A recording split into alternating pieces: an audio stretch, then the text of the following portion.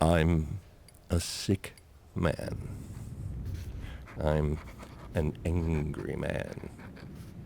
I think there's something wrong with my liver. Trivial matters. I suffer the greatest ailment of all, consciousness. I swear to you that to think too much is a disease. Henceforward, I shall live out the rest of my days locked away in the underground, this doleful sanctuary. These are my confessions. I would have been around 25, 26. It doesn't matter. I was young. I had inveigled my way into a farewell dinner for an old schoolmate. The truth is, I haven't spoken to most of them for years now. I dare say I may even hate one or two of them. But I invited myself anyway, out of spite.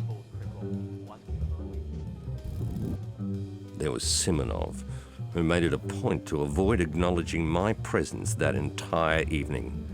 I suppose you could have called us friends in school, though we had a falling out a few years later. For Fitchkin, I don't think I ever said 2 words to him back in school. Utter vulgarian. Trudolyubov didn't go to the same high school as the rest of us, a work colleague of the guest of honour, if I recall. Insipid little sycophant. And just who was so special a person as to warrant a farewell dinner, you ask? Zverkov. Oh, Zverkov. Even at 14, I was astounded at just how vacuous he was. The consummate braggart, garnering the affections of all the sheep. Even with his lamentable grades, he traipsed through each year with blissful abandon. Everyone knows he only had graduated because his family had influence. So, do you work in the city? You work for the government, right? Administration. Centrelink. I work at Centrelink. Giving handouts to dole bludgers. Sounds like satisfying work. Mate, you wouldn't last a minute working there. Good for you, man. I wish I could blame my lack of ambition on indolence. But a wise man cannot truly make himself anything. Not when he understands that all that he does will ultimately fail. Enough of this. I know exactly how the night will end.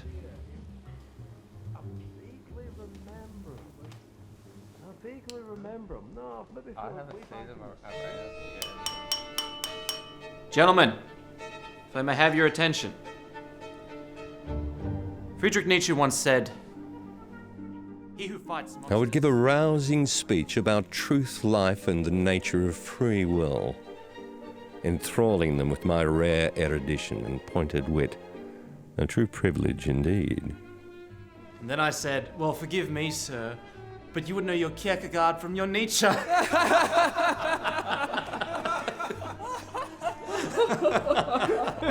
Who is this comedian?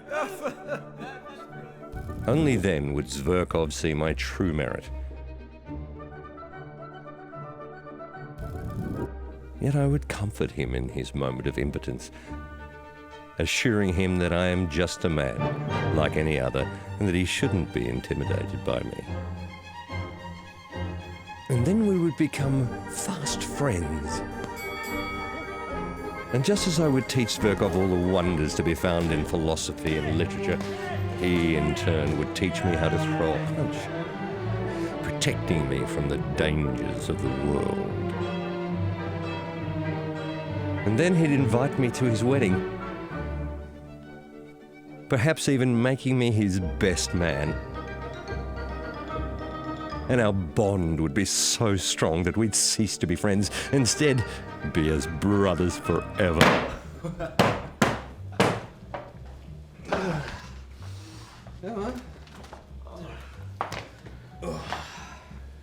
Cheers to the maddest bastards out there.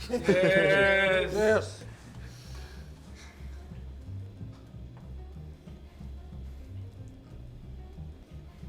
No toast from you. I'll make my own toast.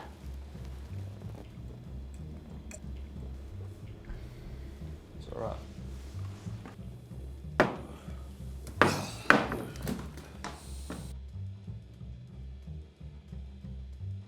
I won't toast to your ennoblement. I won't even toast to your good fortune. Unlike you, Zverkov, I don't hold such menial things like cars and money to be sacrosanct. I believe in truth, honesty, and sincerity. But as I look around this table, do you know what I see instead? Avarice and vainglory made manifest. And I have the afflictive notion that these are the only merits you have left. I pity the day that you two arrive at the same woeful epiphany, for it will be too late. You've wasted your lives.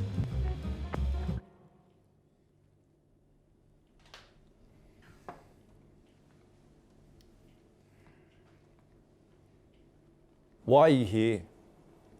Seriously, no one's forcing you to be here. I came because I wanted to come. Yes, because you're so smart. Congratulations. The door's just there. Why don't you just leave? Make sure he pays for his drinks before he leaves. How am I wasting my life? What? You said, we are wasting our lives. How am I wasting my life? Well, perhaps I'll rephrase that. So what, I should be more like you? Read more books. You seem to know what's best for everyone. I never said that. No. Look, there are no truths. There are no certainties. The only person I claim to truly understand is myself. Then what the fuck gives you the right to judge me?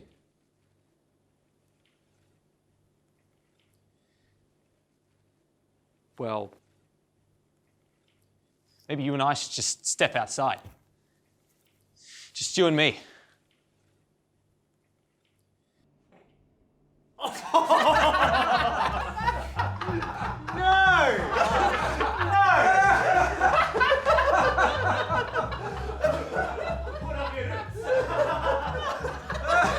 Fantasy water, gentlemen?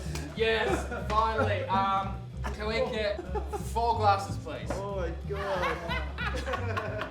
What a step outside.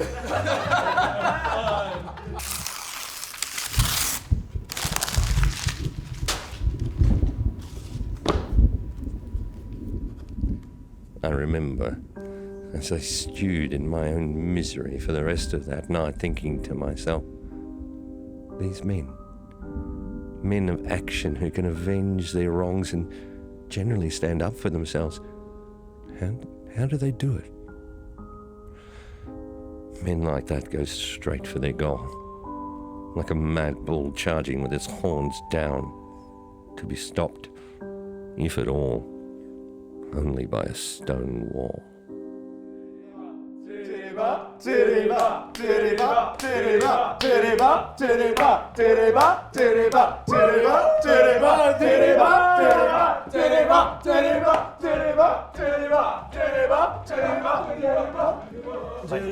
Wait, Zverkov.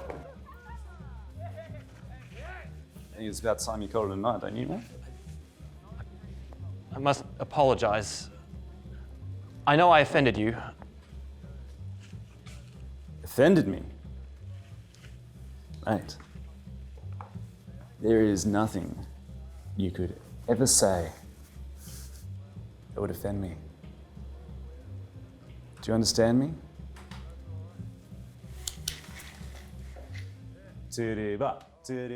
All that's left is to sink voluptuously into inertia, silently and impotently gnashing your teeth. I suppose I could quote you some nuanced maxim avowing the hollowness of human intimacy. written by what's his name, published in the year so-and-so, waxing lyrical about how everything you perceive as love is nothing more than a chemical reaction, sneering glibly as your happiness is philosophized into oblivion.